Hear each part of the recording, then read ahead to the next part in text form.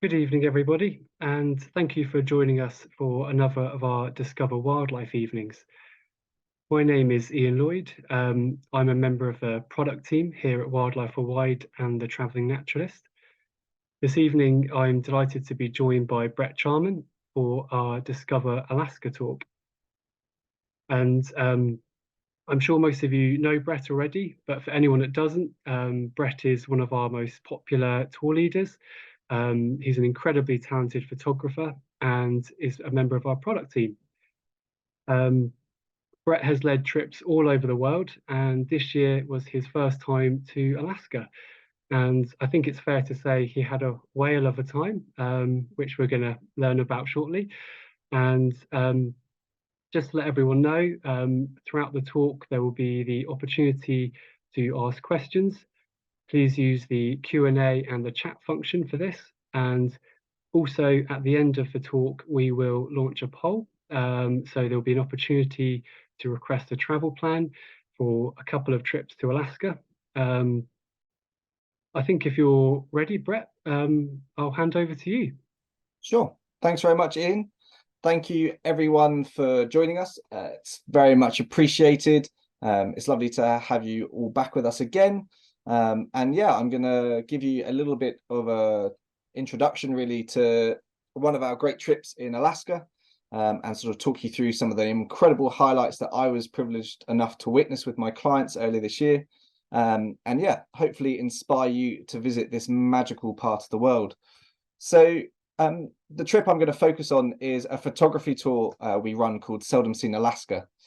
It's based in the southeast of Alaska, and is primarily focused, sort of, I would say, on the whales and the cetaceans, but there are also fantastic opportunities to watch bears, so mammals as well, on land, and then a number of birds as well, primarily seabirds, obviously, because this is a trip focusing on the sort of islands of Southeast Alaska. So I'm going to give you a little bit of an idea as to where we go. And so we fly in via Seattle, and we actually spend a night in Seattle at the start of the trip. And from there, we fly to the town of Sitka. Sitka is an amazing sort of small town perched on the sort of southeastern end of Alaska, on the beautiful, beautiful Baranof Island. It's an amazing part of the world, and the location is pretty spectacular itself. And from here, we go on a pretty adventurous journey around the islands of this beautiful part of Alaska. But I'm going to sort of try and talk you through it, and I'll come back to this map at several opportunities just to sort of give you an explanation. So the first night, first couple of days, really, we are based around Sitka. And this is a fabulous place to enjoy a myriad of wildlife, from humpback whales, which is a big draw for many people, and probably where Sitka's got a reputation in recent years. But it's also fantastic for seabird life, sorry. And on top of that, there is a chance to see bears here as well, but it probably depends a little bit on the salmon run and how that's going, and whether or not you see them. So the first thing to say is that this trip is boat based, as in we explore the area by boat, but we actually stay on shore each night. So that just gives you a bit of an idea as to what to expect. So this is the town of Sitka.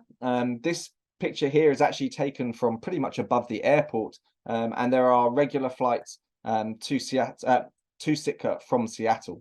The town itself has got a fascinating history, primarily because it used to be Russian, and obviously over the years that has changed to being in American hands with the purchase of Alaska. And so some really interesting cultural delights, some great food on offer here, and some excellent wildlife. As you can see, it's in a pretty stunning location.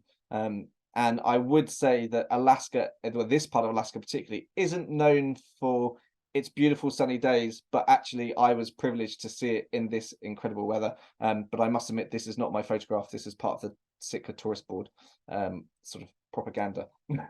So yeah, it's a fabulous, fabulous place. But you know, it is Alaska, and it can be not always, I guess, sunny and warm. But on this occasion, when I was there, it was absolutely spectacular. I'm just going to give you an idea about the boat before I go on any further. We use an amazing catamaran, which is called Cat Daddy, and it's operated by a fantastic skipper called Neil, who might even be listening tonight. So if you are, Neil, hello, lovely to have you along.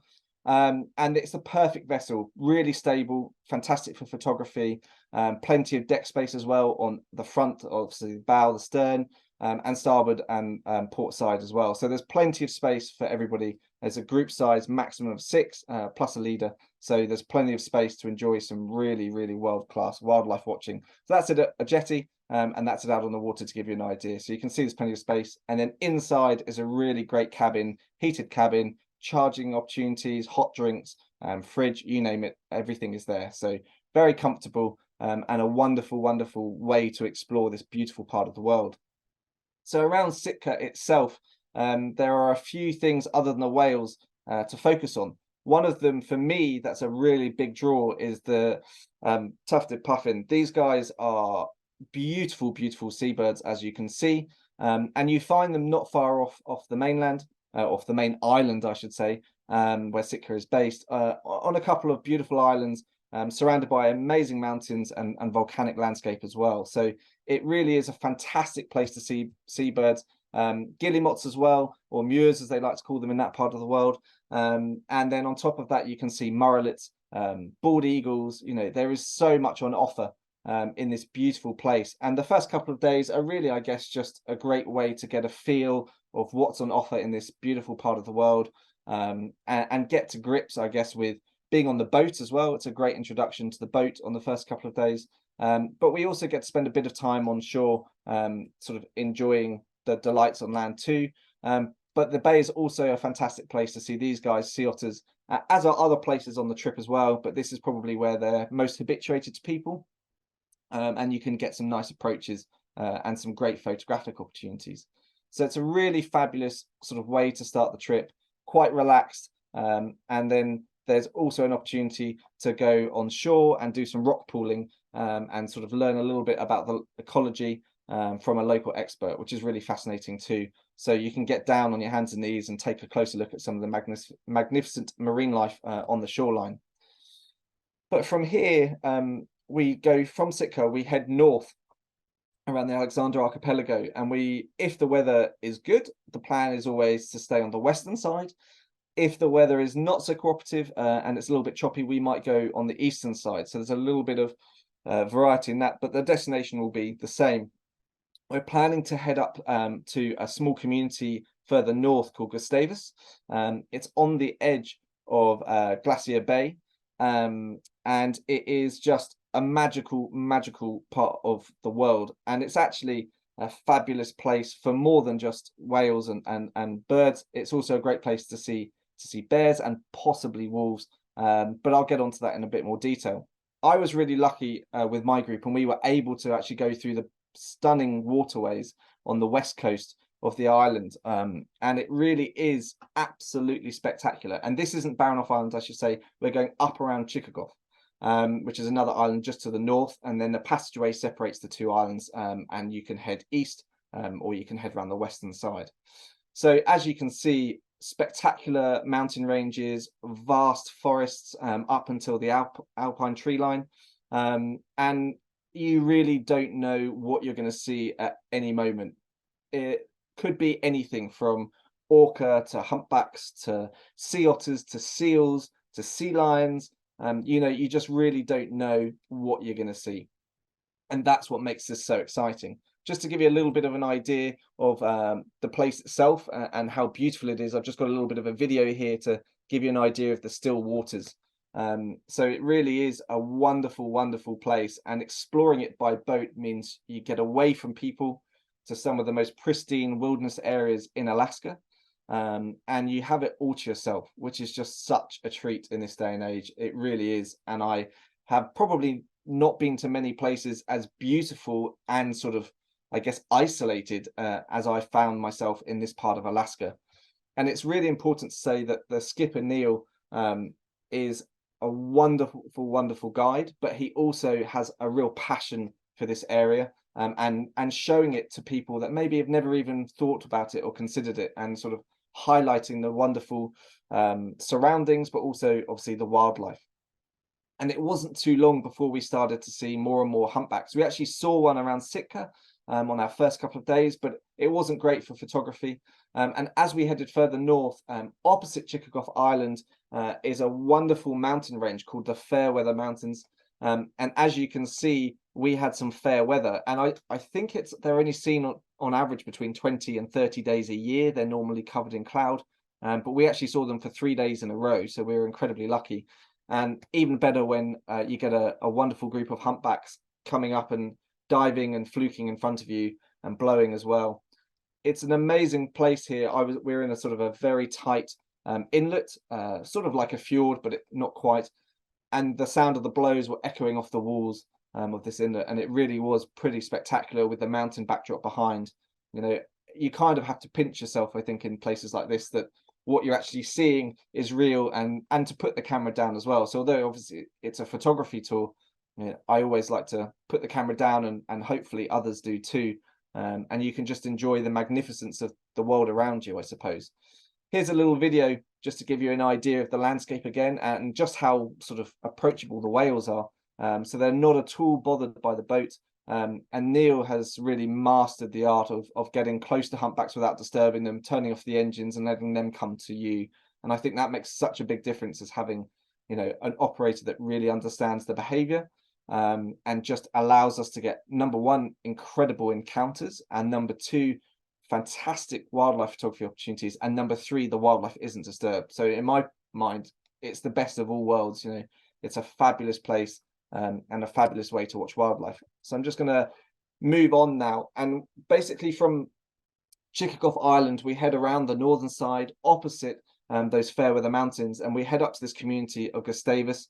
But on the way there are some amazing natural features, so it's great for those of you with a passion for geology. But all of these islands are home to some spectacular wildlife, including sea lions as well, and as I said before, seals. Lots of harbour seals in this part of the world.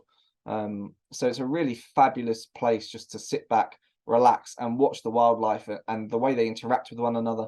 And quite often, if you find sea lions, you find humpbacks, and you know, you see all sorts of different species, porpoises, Dall's porpoises, harbour porpoise. All those sorts of things are all sort of around at any time, and you've just got to keep your eyes peeled on the horizon for any sign of life in the water. And of course, there's always marine birds around, seabirds sort of coming and going. So it's another good clue of where the cetaceans are feeding, or maybe the sea lions are feeding too. So it's just a really great way to sort of spend a day, I suppose, is going big distances, covering a lot of ground, but you get really good intimate encounters. So some of the days, you know, you can spend a whole day out on the water, but honestly, it is absolutely enthralling. You never get bored, and you just want to see more and more, and it just keeps on coming. And that's what's such a wonderful thing about this part of the world. So hopefully you can see my mouse cursor. So we've gone from Sitka, where the solid black line goes to, and we've gone up the western side of the islands, and we're going up to Gustavus. From there, we start to head south again, but we actually spend a couple of days in the Gustavus area, and we explore the waterways to the east of Chickagow Island, and we sort of go in search of really whatever we can find. But undoubtedly a big draw, as I've said already many times, are the cetaceans. And honestly, I have done some amazing whale watching in the world, but Alaska probably blew it all out of the water. I've never had such close encounters and such numerous encounters with so many whales, and obviously cetaceans as well, that don't include the whales. So lots of porpoises regularly seen, very hard to photograph. So I don't actually have any on this talk, but we did see porpoises, I think, pretty much every day, and we saw humpbacks pretty much every day too. So it was constant sort of action. So from Gustavus we went out onto the water. We also enjoyed some time on land as well, but one of the first highlights we had was a beautiful pod of orca, and they had this big male. It was a transient group. He actually has a hooked fin, but he seemed healthy, so interesting to see. And we also saw a pod that was sort of, he seemed to be following along, and we actually did witness them hunt a successful hunt of a porpoise. I don't have any images of that, but one of our clients got an amazing shot of the moment. So it's the first time I think Neil might have actually seen a successful hunt. So really incredible behavior. And we were able to spend a prolonged period of time with them. They had absolutely no concerns by us at all. But after the hunt, the male started to leap around the boat, do some tail slapping. And so we decided it was sort of time to leave them in peace and let them get on with it. But I just want to show a video to you somewhere here. It's that one, actually. It's just not playing. There we go. So the orcas were curious, as they often are. And they had the calves as well. So it was quite wonderful to watch the interaction. But here you can actually see the orca come straight to us. Apologize for the shaky filming. This is filmed on my camera, actually, not even my mobile. You can see the orca swam right under the boat, completely relaxed, and just really having a look at us, getting a better idea before swimming off into the distance. So it really is a world-class place for orca sightings alongside things like humpback. And I think it's really special when, as you can see, we weren't moving, but the wildlife comes to us. And in the background on the top left of this video, you might just be able to see that the male orca is coming in. So you got to see the interaction between the females, the male, the calves. And it really, really was just a mesmerizing day. And as you could probably see, we had a bit of a mill pond day and gorgeous sunshine. And we really couldn't have asked for better weather. We were really well and truly blessed. I think Neil was even quite surprised as to how good our weather was. But on our way back, actually, we were treated to some wonderful views of humpbacks. So fluking behavior. We had some tail slapping, some fin slapping, pectoral fin slapping, and some breaching. And, you know, I don't think there's anything better in the world than seeing a humpback whale breaching out of the water. And particularly with the backdrop that we have here, amazing mountain ranges, stunning forests. It is just absolutely incredible to watch breach after breach, particularly when the weather is as good as we had. You really can't complain. The odd piece of spy hopping as well. There seemed to be two individuals on this day sort of trying to outcompete each other with their leaps and splashes. But it really is a wonderful, wonderful place to enjoy humpback whales. And again, you can see the Fairweather Mountains behind there. So it just shows you how lucky we were actually with that weather. So what we did was sort of spend a couple of days exploring the area around Gustavus, and we got to enjoy multiple whale sightings. I've got another video here that just sort of gives you an idea of the encounters. So we would position the boat and then we would stay stationary and let the whales do their own thing without disturbing them. And for me, that's a really important thing, is, you know, you always put the animal welfare first. And that's what was such an enjoyable thing about this trip. I never felt like there was any pressure on the whales. And in fact, you'll see a video later on, which I think will show you the opposite of that. But we also spent some time on land. We got to sort of enjoy a beautiful walk through the forest, enjoying wonderful wildflowers, wild strawberries growing as well. We found wolf tracks, bear tracks. We didn't actually see a bear whilst we were staying at Gustavus itself, but there were plenty of bears around and plenty of signs of bears. So in this area, you get grizzlies and black bears. So it's worth noting that. So you can see both species on this trip, and I'll show you some photos of that shortly. So from Gustavus, we then head south, basically around Chickagoff Island, and there are plenty of inlets on the way. And then there are basically, the itinerary is a little bit flexible, and each year it will change a little bit depending on accommodation options, but we try and stay in sort of remote communities, in boardwalk communities, and it provides us the perfect opportunity to get straight into the wildlife sort of rich areas. No people around, well, very few people around, and just the most magical scenery and sort of peace and tranquility, really. So we headed south around Chickagoff Island, and again, our primary focus was trying to find whales, bears, and anything else that might decide to show itself. And we just had the most amazing time. As Ian's already sort of alluded to, we had a whale of a time, and it really was like that every day. We were just spoiled with the most fabulous encounters of many different species. So this gives you an idea of one of the boardwalk sort of communities. They usually have a marina at the end, and then these boardwalks running along, and sort of most of the houses are built on stilts right on the waterfront, and they're just wonderful places to sort of explore in an evening, particularly if it's sunny like we had here. Again, you can see how lucky we were with the weather. But whenever you're out, you're looking for signs of wildlife. So we would stay in a boardwalk community, and then in the morning we would go out, and we would be scanning the water for signs of life. And sometimes the thing you see first are actually things like sea lions. And sea lions like to follow things like humpbacks, because they sort of find food, obviously. And so we actually went south from our accommodation one day, and we went to a beautiful, beautiful area down in a place called Tebnikoff Bay, which is just off Kuyu Island, just for those of you that want to explore this later. And we saw some sea lions after seeing some distant blows of humpback whales. And as we got closer, the sea lions came to check us out. And we also got to see a salmon shark swimming around, which was quite interesting.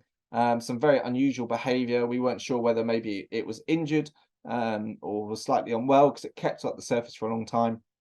But an amazing thing to see. And there were plenty of salmon around already in the waters, so maybe it was just feeding. I'm not entirely sure. But the thing we were really hoping to see in this part of the world is bubble net feeding. So bubble net feeding is actually done by most humpbacks in the world, but there's only a very small number, I think it's around 100 individuals, who do communal bubble net feeding. And this is when large groups of whales come together and they create a feeding bonanza, really, where one whale will blow a ring of bubbles, corral the fish, drive them up to the surface, and then the whole group of whales come in and feed together. And it is the most wonderful, incredible thing to witness, particularly when it's close. And as you can see, again, we were just spoiled with the most wonderful calm waters. And what's really special is that you can actually hear the whales underwater. It's so free of noise pollution. There is nobody else around. If you're lucky, maybe a fishing boat in the distance or something, or somebody sailing on a pleasure yacht. But it really is just, you're in the middle of nowhere, surrounded by wildlife. And what happens is a whale will instigate the feeding. So one whale will make a call, and it will call as it's blowing the bubbles, and it creates a ring around the fish. The fish get trapped in this, basically this bubble net. And then when the time is right, the whale that is instigating the feeding will actually change the pitch of their call. And I'm not even joking when I say that the sound resonates through the hull of the boat, and you can sit there and hear this sound resonating, and then the pitch changes, and you know they're going to come up. So then you're scanning the water for sort of any sign of movement, and you get this bubbling sort of motion on the water, and that's the fish at the surface with nowhere to go. And then before you know it, the whales erupt out of the water en masse, and it really is just the most mind-blowing experience imaginable. We were treated to hundreds and hundreds of bubble net events in the time we were in Alaska, and we saw it in multiple locations with multiple whales. On one occasion, we saw over 20 whales together doing it. And this behavior is known to happen around Sitka in the spring, and we run another trip there to see that specifically, just to focus on the humpbacks doing this bubble net feeding. But for us, it was just an added bonus. Obviously, we'd already been enjoying some amazing sightings, and so this was just like the icing on the cake. And we had a couple of days of just the most wonderful encounters as the whales fed and lunged and just went about their business. But the landscape here is unbelievably beautiful as well. And we spent time exploring inlets and finding waterfalls, finding just the most wonderful scenery. And, you know, at any point, again, you can just sort of say, oh, wouldn't it be amazing if you saw this here? And one day we were stopped underneath a waterfall, and as a joke, I think we all said, oh, this would be the perfect time to see a humpback whale. None of us had any cameras for whales. And this whale basically just appeared in front of a waterfall, and it was just sort of summed up the trip, really. It was just an incredible thing where at any moment anything could happen. And yeah, you can see how spectacular the landscape is. These beautiful, beautiful waterfalls, these forest-clad inlets all around, all along the coastline. and just absolutely mind-blowingly beautiful light at times as well. So the hills often descend down over the mountains, and you just get the most wonderful views. And again, nobody around. As you'll see from pretty much all of my photographs, we were nearly always on our own. There was sometimes some whale watching boats in some locations, but for the most part, we had everything to ourselves. And it really was a voyage of discovery. You know, this was, as the tour title suggests, seldom seen Alaska. Very few people come to this part of Alaska, and every moment is an absolute delight. We are able to see plenty of bald eagles along the coastline. They're looking out for salmon, obviously. And actually, this individual, interestingly, we were having lunch in an inlet, the inlet that I just filmed, I showed you the video of. And this eagle actually ended up sort of missing a fish, and it got stuck in the water. And so it swam to shore. We watch it climb up, primarily at distance, into the trees. It sort of shook itself off and then flew up onto this branch. And I just loved the scenery, you know, Sitka spruces, where they come from, all around you, and just this magical sort of rich canopy of greens, and then this beautiful bird in the corner. Just a wonderful, wonderful sight. And we were also treated to views of grizzly bears. This one was trying to fish salmon as they came up to spawn. It was a distant view. Some of the bears here are a little bit skittish. Some of them are a lot more habituated, as you'll see shortly. But yeah, still wonderful to watch. And this was actually taken in an inlet where, again, we had it all to ourselves, not a sound in the world except for this bear sort of chasing fish through the water and the sound of bald eagles flying overhead. You really can't ask for more than that on any wildlife trip, in my opinion. If you can have those exclusive sightings, there is nothing better. From there, we actually headed down south, and we went to a beautiful place called Cake, and Cake is on Kuprinov Island, so next to Kuyu Island, for those again that are going to look this up later on perhaps. And Cake is a First Nations community. It is a wonderful, wonderful place in the world. It is just in the most idyllic spots. And from here, we spent more time looking for whales. And so you really can't complain when you're getting this close to humpback whales. But there was so much more on offer here as well, but I'll get to that in a moment. But it was the whales again and again and again that just sort of lured us in, I suppose. And well, personally, for me, it didn't matter how many times we saw bubble netting. It always had the same allure as it did the first time you saw it. There's that sort of sense of anticipation. It builds and it builds and it builds because you know it's going to happen. And then suddenly you're looking one way, and then you realize it's happening at 3 o'clock or at 9 o'clock, and everybody turns, all of the people on the boat, and you just get the most remarkable views, and you can get incredibly close. In fact, one time, the whales actually blew a ring around the boat underneath us and then realized we were there. We were completely stationary, so we weren't disturbing them. And they realized at the very last seconds that we were there. And so actually all the whales bailed and sort of came up all around us. It was just the most amazing thing. But to give you an idea again, just how relaxed the whales are, here's a little video to show them coming towards us so that we're not changing their behavior, which I think is absolutely imperative. And they're just going about their business completely relaxed. And to see this many humpback whales at once, and the sound and the smell, is truly remarkable. So that just gives you an idea of what you're encountering.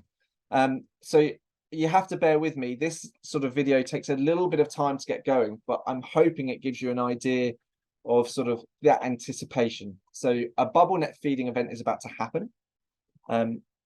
And I'm going to go quiet because you might be able to hear a call.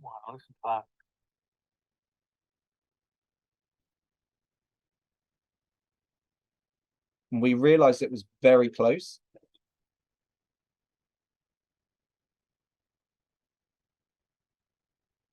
And the closest whale in that event was actually probably within touching distance. If you were on the bow, you could have leant out and touched it. So they didn't bail. They came up right in front of us. And even now, just talking about it, I have got goosebumps. It was one of the most magical wildlife encounters I've ever had in my life. I actually just wish that I didn't really film and I just enjoyed it. And don't get me wrong, I enjoyed it, but it doesn't need photographing. It doesn't need filming. It's one of those moments that will stick with you for the rest of your life. It is truly mind-blowing. I can't describe how wonderful it is to be that close to a group of that many whales and have them trust you implicitly and just do what they do, which is trying to catch huge schools of herring. It was absolutely mind-blowing. This is the view from our accommodation in Cake, so right on the waterfront, and just you wake up to views like this and you can't help again but pinch yourself. It is absolutely beautiful. And Cake is home to a hatchery, and hatcheries are where sort of people actually help salmon eggs survive. So they actually catch the salmon, they extract their eggs, and then they raise the fry, and then when the fry are large enough, they release them back into the ocean. And the idea is that the fish are coming back to breed. Obviously, they're going to go upriver, but in actual fact, there is a very high mortality rate, and obviously with global warming and the things that are affecting the world at the moment, that survival rate was going down. And so the hatcheries interfere, they catch the adults, but they're doing it to increase salmon number and provide a long-term future for the species. The forest that depends on it, lots of the salmon nutrients actually go back into the forest when they die, so it's incredibly important. And then the bears as well that depend on them. So in the community of Cake, they have a thriving population of black bears that come along the river and they catch the salmon as they come into spawn. We got an amazing tour of the facility. The level of complexity and the work that goes into it is absolutely remarkable. And it was pretty eye-opening actually as to how important this is. But as you can see, the bears aren't affected negatively at all. They still come up the river to the hatchery, so they still get to feed. And the First Nations people get along with them absolutely perfectly. In fact, you see people walking incredibly close to the bears. And as you can see from this shot, they're not really at all bothered by people. They'll just sort of get on with what they're doing, which is trying to catch salmon, and ignore you. You can see this bear is actually molting. So he's just losing his winter coat and getting a summer coat through. So it's a wonderful place to see black bears as well as grizzlies. And there are certain spots in particular where you have a much better chance.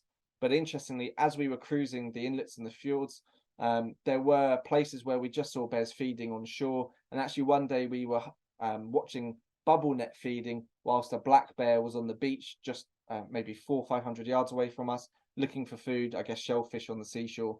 So, you know, at any time, there's always amazing things to see.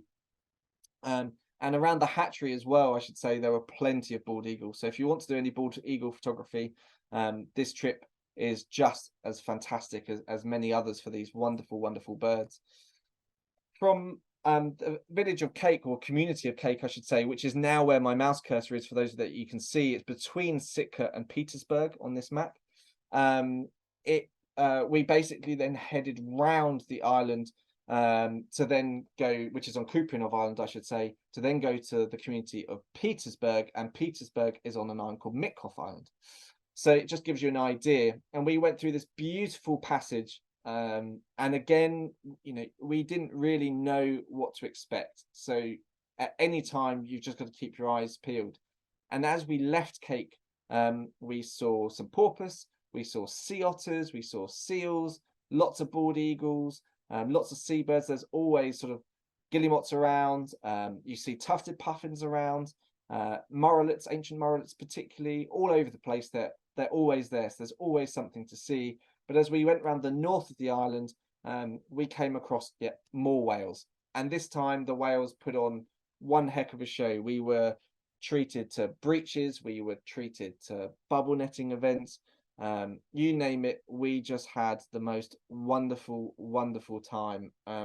Honestly, just mind-blowing as to the quality and sort of number of sightings I suppose we had. It really is one of those places where you think you've seen everything to the best, you know, that you could possibly see it, and then almost it just seems the next day it gets outdone by the next sighting. And so, you know, as you can see from here, we were just blown away by the breaches and the tail slapping and the pectoral fin slapping. It was just mind-boggling. And on this day, we saw over 20 whales together, all feeding en masse, and it was just, well, you can't put it into words. You really can't. You have to go to these places to see it. It is absolutely exceptional. And it's something I think that will stick with me and all of the clients that were on the trip for a very long time. It really was one of those trips of a lifetime, where you can't help but sort of really just treasure every moment that you encountered. So I said earlier on that I felt like we weren't interfering with the whale's behavior, and actually they trust you implicitly. And I feel like one of the great things about whales is that they actually learn to trust individual boats. And so I've just got a little bit of a video here, and we had seen um, a, a calf following the group of humpbacks, and not taking part in the feeding itself, but I guess watching underwater, learning from its mother. I'm sure they were probably communicating underwater as well with calls. But what was fascinating is that this calf would get left behind as they went off, sometimes at speed, to go and feed. And the mother seemed to just leave it around the boat, I suppose, and she wasn't bothered by us. And we actually had it twice. This day it came up just inquisitively, right up next to us, and another day we had the same calf actually fall asleep by the boat, and just sit within meters of us, just watching us. But this little video was just the whale calf being curious, and it just shows you how magical and sort of trusting the humpbacks are. And it's important to say that the outboards are off, so please don't worry, we weren't any chance of harming the youngster.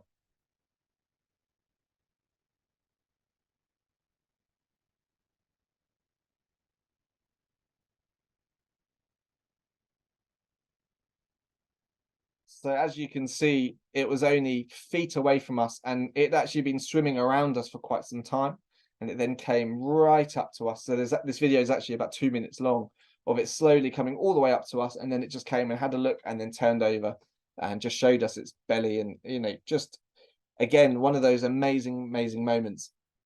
And this is actually the large group all together coming straight towards us again. So it really is just mind-boggling how incredible the encounters are.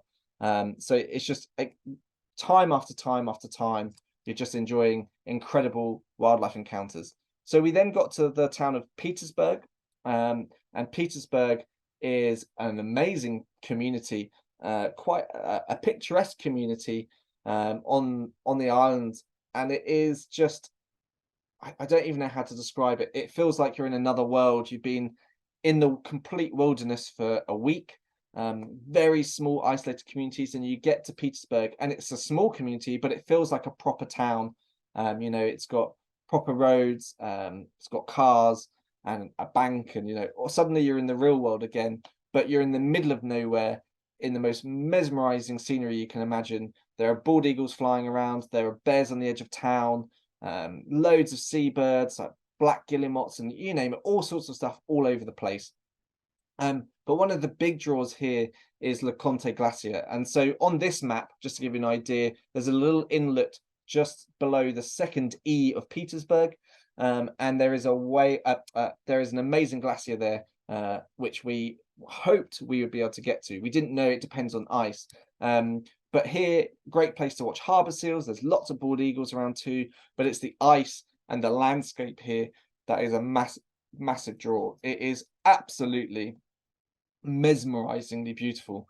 And this is the glacier. We got right to the end of the fjord and just got to enjoy the majesty. And we did see a couple of collapses as well, as the glacier was calving. So it really is just the most mind-bogglingly beautiful place, as well as the incredible wildlife on offer. And this just gives you sort of this video a little bit of an idea of what you can expect in this beautiful area as you're going into Le Conte Fjord. It really is just remarkable. Seeing this much ice, and at this point we're still a couple of kilometers away from the front of the glacier, so we're still having to go all the way up through the fjord to get to the front. So as I said, lots of harbour seals around, but there are still whales around too, and we did see whales to the south of Petersburg. We went on a day trip sort of exploring the area. Apparently it was good for orca. We didn't see any on that day, but you just never know what you're going to see. We saw a huge rafting group of sea otters, maybe a couple of hundred strong. I have a video of it, but I can't get it to work. So unfortunately, I haven't been able to put it in here. It seems to have corrupted a little bit. But it really was just amazing. We probably had 300 sea otters in one raft, I would suggest, maybe 250 at the lower estimate, but it was just exceptional.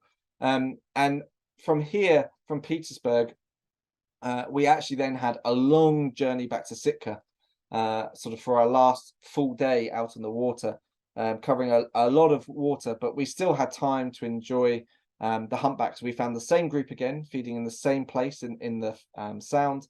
And this was the day where the mother left the calf with us. And it really was just like the most amazing way to sort of finish a trip, I suppose. Having this long day out on the water, enjoying all the magical highlights. And I've just included a video here just purely to show you sort of the majesty, I suppose, the ethereal quality of this wonderful part of the world. So you've got a couple of sailing yachts there, amazing mountains, a beautiful mist across the water, and everything just felt like you were in a dream world. You know, there was the calm waters again, and we were incredibly lucky with the waters, and that's really, really important to stress. You know, you never know on these sorts of expedition style trips what the weather's going to be like. You're obviously a long way north, and yeah, you're on the ocean, sort of on the coast. So at any time, you know, the weather can change pretty quickly. We had a day or two of rain, but you know what? It all added to the atmosphere. At the end of the day, we're in a coastal rainforest, so a little bit of rain is the least you can expect from this fantastic place. So I'm going to leave it there because I think that's probably a good way to sort of end. It just gives you an idea of the majesty of the area, the incredible wildlife that you can expect to see, and also just, you know, the company that we had, the hosts that we had in some amazing places, some amazing communities. It really is an exceptional place. And if you're looking for an adventure, a trip of a lifetime, I really can't recommend it enough. So if you've got any questions at all, Ian and I will try and work through them. And yeah, try and answer any of those questions. So do stick around and we'll try and get to all the ones we can. Wow, thank you so much, Bret. That was sensational. So beautifully illustrated. I think it just shows just how much diversity that trip offers. I mean, not just in the species you're seeing, but the amount of behavior as well. You know, Yeah, it's so special to be able to sort of, you know, really linger over your sightings, see what these species are going to do next. yeah. Enjoy such, you know, varied photographic opportunities. Yeah, wonderful place. Thank you. Thank you. No, it's a magical place, and just to be able to talk about it is brings back a lot of wonderful memories. I bet. Fantastic. Um, just before we get into the questions, I'm just going to launch our poll. And just to give a quick overview, we have two trips on that poll. And the first one is the seldom seen Alaska itinerary, which Bret has just taken us through. And the second one is our Bubble Net Bonanza trip, which we run in March. It's really sort of focused on the peak sort of activity of the humpbacks bubble netting. So there's a slight sort of difference there in that we're not sort of exploring as many locations and seeing quite as many sort of species, but for the whale action, it's sort of that's the one. So yeah, I'll launch that poll now. That's hopefully coming up. Great. So we've had some great questions, Bret. The That's good. first one we've got from Julie Wright, who is traveling next year on Okay. this trip. And she's asking what lenses and I think sort of generally what camera equipment would you recommend? Yeah, okay, that's a very good question. So to give you an idea, all of these photographs were either taken on a 500mm or a 70-200. And it really is a complete mix. So the orca that's behind me, sorry, this side, is it's taken on a 70-200 to give you an idea. And the photograph that's now up on screen with the questions, sort of writing next to it, that was taken on a 500 mm. So I think most people, if they, most people don't want to lug a prime around, something like a 100 to 400 or a 150 to 600, and then something wider is sort of perfect. You should be able to cover pretty much any eventuality. I primarily use a prime lens, which is why I had the 500, but it is limiting at times, and incredibly limiting when you're trying to capture a whale that is much larger than the boat, and sort of coming too close. So if you've got the wrong lens, it can be a bit of a tricky situation. So that I probably missed an awful lot of opportunities to take pictures because actually you realize you've got the wrong lens on, so you might as well just enjoy it. So yeah, something long telephoto, probably with a zoom element to it, and then something wider just to capture the majesty of the scenery, whales in the environment, even bears in the environment. You can capture some wonderful, wonderful shots. So yeah, it's a wonderful place for photography. And I'm not going to deny it. We were very, very lucky with the calm waters, so it makes photographing a lot easier. But if it's choppier, and we did have some choppier days, then it obviously makes it a little bit more challenging. Brilliant. Thanks very much for that.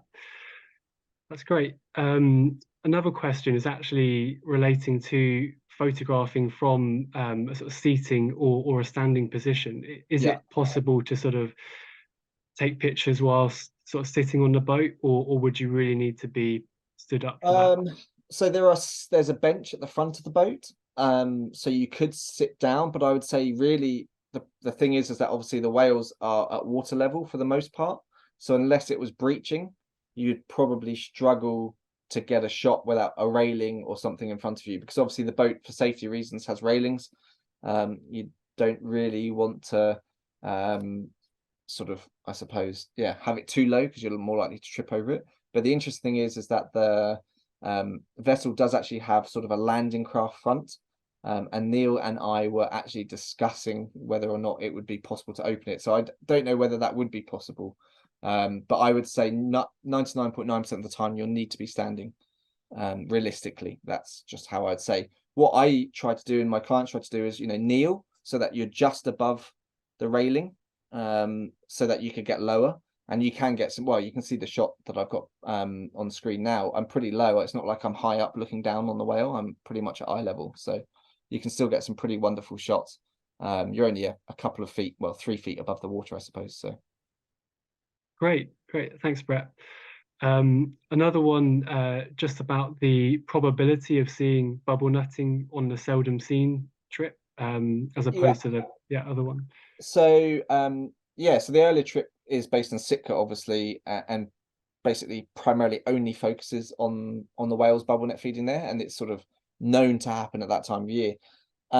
Originally, when we first launched the trip, we kind of hoped we would see bubble netting, but you can't guarantee it. Obviously, it's nature at the end of the day. But we literally saw bubble netting on probably what, 1, 2, 3, 4, 5, 6 different days. And one day we Wow. had over, I think it was 80 events. So we had incredible sightings, and I think the benefit is that we kind of we realized where maybe it is more reliable, where it's more likely. And the great thing is, Neil has such intimate knowledge of the area, of the waters. He's got great contacts, and there's a wonderful community up there. So everyone is always helping, and trying to give you an idea of where it's happening or where they think it's happening. And so yeah, there is a very good chance of seeing it. I can't say you're definitely going to see it, because obviously it's the natural world, and different species like to throw a spanner in the works every now and then. But yeah, you have a really, really good chance. I mean, like I said, we saw probably a few hundred different bubble netting events in what, probably less than 10 days in total. So That's remarkable. yeah. Brilliant. Thank you. Another question is just about the accommodation, and sort of, can you give like a bit of an overview on sort of the different types of accommodation? I know we're going to quite remote places, so Yeah. So it's pretty varied, to be honest. So there are some like hotels, sort of standard hotels, and then there are some pretty remote community run sort of guest houses, but they're clean. It's their food, I mean, oh my goodness, you will not go hungry in Alaska, particularly if you're staying in Cake at the guest house there, which I think we are again next year, because oh my word, you will be very well fed. If you're worried about internet as well, it's worth saying that most places in that part of the world now have Starlink. So not only are you well fed, you're well connected to the outside world. So yeah, the accommodation is comfortable. It's not 5-star luxury. You're in, like Ian said, very remote part of the world, but you'd be amazed as to what actually is offered up in some places. And actually Cake, I think, was one of the group's favorite places. It's a really remote First Nations community, but actually it was charming, and everyone sort of loved the wildlife. Amazing whale watching, amazing bears, bald eagles. What more can you really ask for? Fantastic. That's really helpful. Thanks. Another question is just, would you recommend, or is a tripod required? Not really. Maybe a monopod might be useful. You wouldn't want a tripod on the boat at all, because you're just going to trip over it. It's not a thing you're going to want. But yeah, a monopod would probably benefit some people. The only issue is that even in flat, calm seas, boats do this. They wallow a little bit, they go up and down. So yeah, you're going to end up moving. So if you have it on a tripod, it's going to go up and down. Whereas when you're holding it by hand, you can kind of instinctively counteract it a little bit. Brilliant. Yeah. So there are pros and cons probably with a monopod, but I would say a tripod isn't really necessary. Yeah, that makes sense. Thanks. And another question is just about the sort of photography element of these trips, and sort of how much sort of photography goes on. Is there a lot of just constant sort of clicking? For someone that's not a photographer, would this trip still be suitable? I had a client on my trip this year who wasn't into photography at all. Their partner was, but they weren't. And yeah, I mean, you're not gonna not see it. It's there's plenty of space, amazing sightings, and actually most people now have mirrorless cameras, so you don't even get the clatter of shutters. I have to say I haven't yet upgraded to mirrorless, so I'm a bit of a dinosaur. But yeah, for the most part, actually, it's not that bad in that regard. And to be honest, a lot of the time I didn't take pictures. So you would have, as we keep saying, a whale of a time. You don't need to be a photographer at all. But if you're into photography, then obviously it's great. But you don't have to be a photographer to go. That's great. Yeah, I think that's really good to know. It's definitely one of those trips that's not, solidly photography. So No, exactly. Yeah. great. Another question, just around luggage and any sort of restraints on both the internal flights and on the boat itself. No, not really. So we fly, as I said, via Seattle. We flew with BA. That was the group flights, and then we flew with Alaskan Airlines, who are part of the One World Alliance, so part of the BA group, alliance, and we then headed up to Sitka with Alaska Airlines. So it was a Boeing 737, I think. So it's like a normal airline, and then on the boat itself, soft-sided bags are better, just because we pack them in the storage area at the front of the catamaran, underneath sort of in the cockpit, sort of area. So if you've got softer bags, obviously it's just easier to put them in, rather than having to have a hard case and try and sort of they're just harder to hold. You don't have handles on them in the same way and stuff, so it's harder to move them in a boat. But no, you don't have to pack really, really light. It's not like some trips where you can only have like 10 kilos in total or something. You don't have those limitations. What I would say is you want to make sure you have clothing for pretty much every weather type, because it could be 25 degrees, it could be 5 degrees. You just don't really know. And it could be raining, it could be blazing sun, it could be snowing. It's that part of the world where anything can happen at any time, but that's part of the fun of it. Brilliant. Yeah, yeah, it's definitely an area that you sort of don't have an opportunity to.